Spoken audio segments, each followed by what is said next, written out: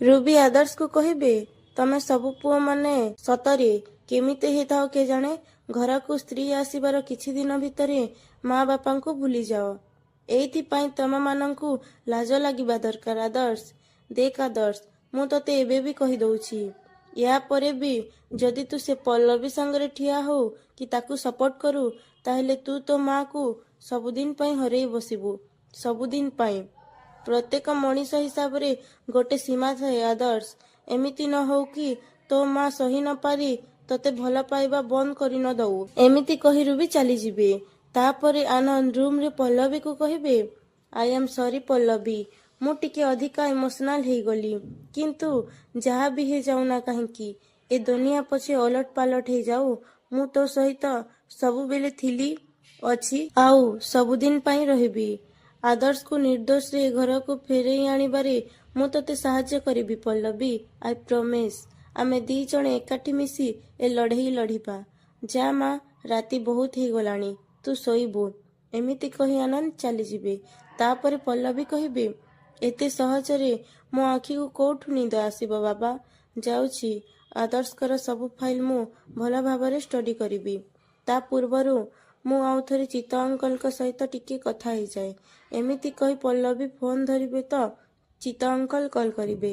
ତାପରେ ପଲ୍ଲବୀ କହିବେ, ଆରେ ଚିତ୍ତ ଅଙ୍କଲଙ୍କର ଫୋନ। ଏମିତି କହି କଲ୍ ରିସିଭ୍ କରିବେ ଆଉ କହିବେ, ଚିତ୍ତ ଅଙ୍କଲ, ଆପଣ 100 ବର୍ଷ ବଞ୍ଚିବେ। ମୁଁ ଏବେ ବି ଭାବୁଥିଲି ଆପଣଙ୍କୁ କଲ୍ କରିବି ବୋଲି। ଯା ହଉ ଆପଣ ମୋତେ କଲ୍ କଲେ।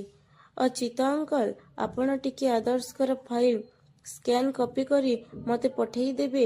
ମୁଁ ଏଇଠି ବସି ତାଙ୍କ ଫାଇଲ ଷ୍ଟଡି କରିବି।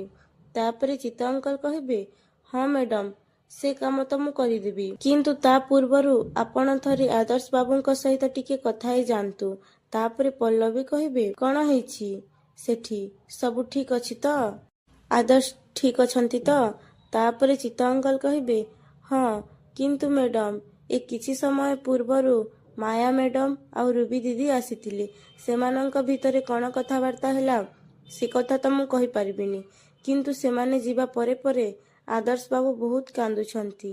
ତାପରେ ପଲ୍ଲବୀ କହିବେ, କଣ ହେଲା, ଆଦର୍ଶ କାନ୍ଦୁଛନ୍ତି? ଅଙ୍କଲ, ଆପଣ ଟିକେ ଆଦର୍ଶକୁ ଫୋନ ଦିଅନ୍ତୁ ନା ପ୍ଲିଜ। ତାପରେ ଚିତ୍ତ ଅଙ୍କଲ କହିବେ, ହଁ ମ୍ୟାଡାମ, ଦଉଛି। ଏମିତି କହି ଚିତ୍ତ ଅଙ୍କଲ ଆଦର୍ଶଙ୍କ ପାଖକୁ ଯାଇ କହିବେ, ଆଦର୍ଶ ବାବୁ ନିଅନ୍ତୁ, ପଲ୍ଲବୀ ମ୍ୟାଡାମ କଥା ହେବେ। ତାପରେ ଆଦର୍ଶ କହିବେ, ପଲ୍ଲବୀ କଲ୍ କରିଛନ୍ତି? ଏମିତି କହି ଆଦର୍ଶ ଫୋନ ଆଣି କହିବେ, ହଁ ପଲ୍ଲବୀ କୁହ। ତାପରେ ପଲ୍ଲବୀ କହିବେ, ଆଦର୍ଶ, କଣ ହେଇଛି ତମର? ତମେ କାହିଁକି କାନ୍ଦୁଛ?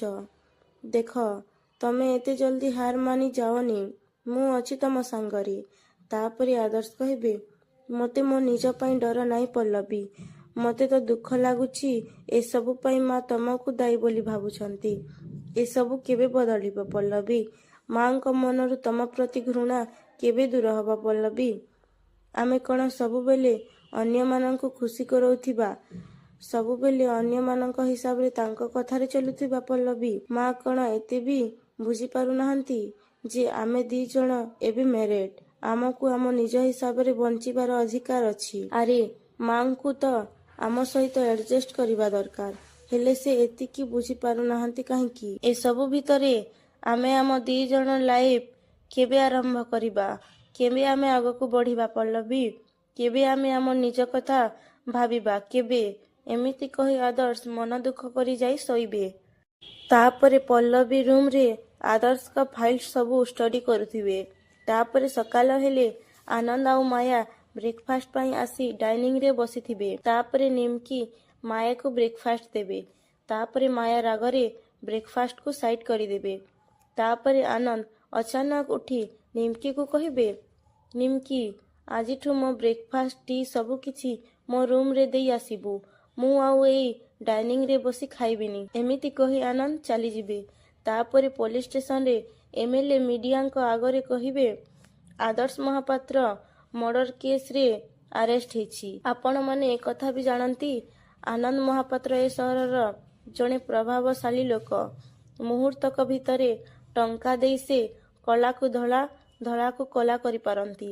ଆଉ ତାଙ୍କ ପାଇଁ ଆଦର୍ଶ ମହାପାତ୍ର ଭଳି ଗୋଟେ ଖୁନି ଆସାମୀକୁ ବେଲ୍ରେ ଆଣିବାଟା କିଛି କମ୍ କଥା ନୁହେଁ। ସେଇଥିପାଇଁ ଆମକୁ ସଜାଗ ରହିବାକୁ ପଡ଼ିବ। ଏ ଭ୍ରଷ୍ଟାଚାର ଆଉ ପଇସା ବଳରେ ଆଇନକୁ ବେଇଜ୍ଜତ କରିବାକୁ ଆମକୁ ଅଟକେଇବାକୁ ପଡ଼ିବ। ଦରକାର ପଡ଼ିଲେ ଆନ୍ଦୋଳନ କରିବା, ଅନଶନ କରିବା, କିଛି ବି କରିବା। ଗୋଟେ ଖୁନି ଆସାମୀକୁ ଜେଲରେ ମୁକୁଲିବାର ସବୁ ବାଟକୁ ଆମେ ବନ୍ଦ କରିଦେବା। ତାପରେ ପଲ୍ଲବୀ ଆଦର୍ଶଙ୍କ ପାଖକୁ ଯାଇ କହିବେ, ଆଦର୍ଶ, ତମେ ବ୍ୟସ୍ତ ହୁଅନି। ତମକୁ ଏଠୁ ନିର୍ଦ୍ଦୋଷ ମୁକୁଲିବାର ବାଟ ମୋ ପାଇଁ ଧୀରେ ଧୀରେ ଖୋଲି ଯାଉଛି। ମୁଁ ତୁମକୁ କଥା ଦଉଛି।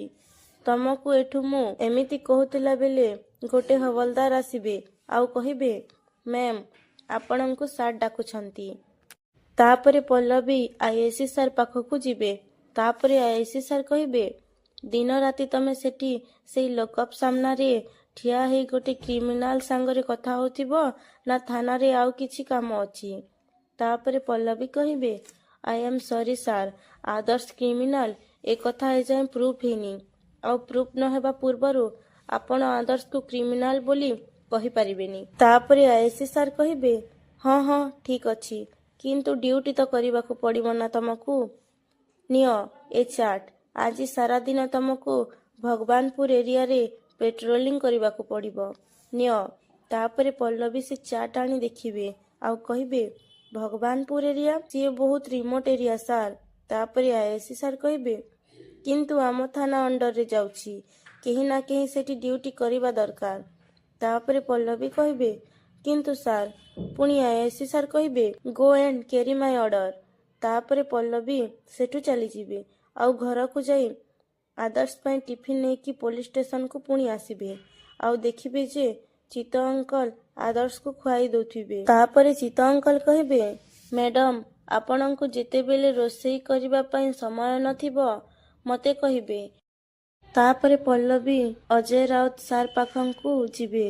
ତାପରେ ଅଜୟ ରାଉତ ସାର୍ କହିବେ, ମିସେସ୍ ମହାପାତ୍ର ଆପଣ? ତାପରେ ପଲ୍ଲବୀ କହିବେ, ସାର୍, ଆଦର୍ଶଙ୍କ କେସ୍ ବିଷୟରେ ଆପଣଙ୍କ ସହିତ କିଛି ଜରୁରୀ ଡିସ୍କସନ୍ କରିବାକୁ ଆସିଥିଲି। ତାପରେ ଅଜୟ ସାର୍ କହିବେ, ଦେଖ, ମୋ ପାଖରେ ଏବେ ସମୟ ନାହିଁ। ତାପରେ ପଲ୍ଲବୀ କହିବେ, ମୁଁ ଆପଣଙ୍କ ବେଶୀ ସମୟ ନଷ୍ଟ କରିବିନି ସାର୍। ଆପଣଙ୍କ ସହିତ କଥା ହେବା ମୋ ପାଇଁ ବହୁତ ଜରୁରୀ। Sir please. ତାପରେ ଅଜୟ ସାର୍ କହିବେ, ଠିକ୍ ଅଛି, ଯାହା କହିବା କଥା ଜଲ୍ଦି କହ। ମୋର ଗୋଟେ ଅର୍ଜେଣ୍ଟ ମିଟିଂ ଅଛି।